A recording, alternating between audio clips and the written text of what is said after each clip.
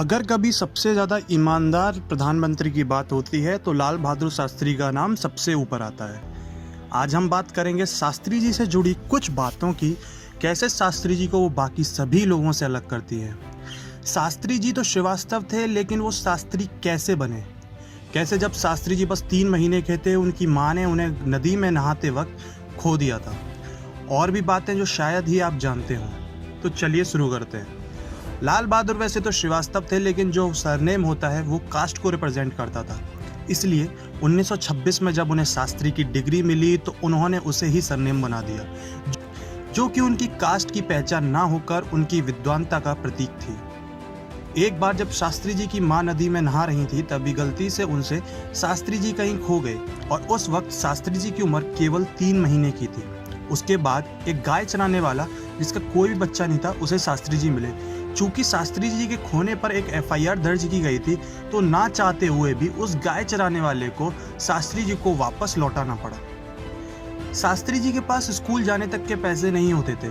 ऐसे में उन्हें एक नदी पार करनी पड़ती थी, जिसको पार करने के लिए नाव की जरूरत पड़ती थी और नाव में चढ़ने के लिए चाहिए थे पैसे। लेकिन शास्त्री जी के पास तो पैसे थे ही नहीं। इसकी वजह से शास्त्री जी को दिन में 2 बार आते और जाते वक्त सर पर किताब रखकर खुद ही नदी पार करनी पड़ती थी।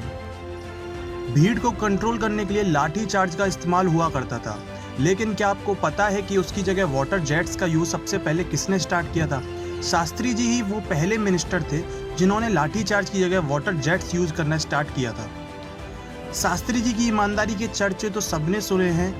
एक बार उनकी गवर्नमेंट कार को उनके बेटे ने यूज कर लिया था, तो उनके किराए और पेट्रोल का खर्चा शास्त्री जी ने अपनी सैलरी से भरा था।